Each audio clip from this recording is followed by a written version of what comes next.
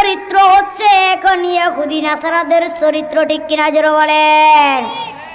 কোন নেতা কিভাবে চুলের কাঠিন দেয় সেইভাবে আমরা চেষ্টা করি, ঠিক কিনা? তারা যদি ভ্যালেন্টাইন্স ডে ভালোবাসা দিবস পালন করে আমরাও করি, ঠিক কিনা? তারা যদি পান্তা ভাত পান্তা ইলিশ খায় আমরাও খাই, ঠিক কিনা? কথা বলেন না, ঠিক না? এটা আমাদের জন্য বাস্তবতা।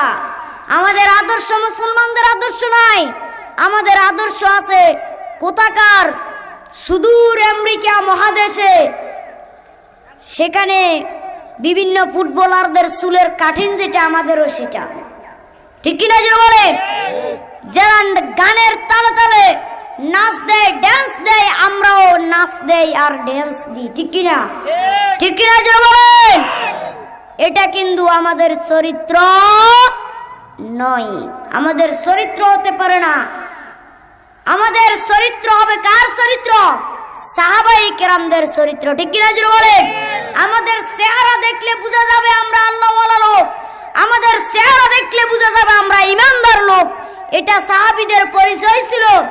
আর কিয়ামত পর্যন্ত যারা সাহাবায়ে কেরামদের তরিকার উপরে থাকবে তাদের পরিচয়ও এটা হবে।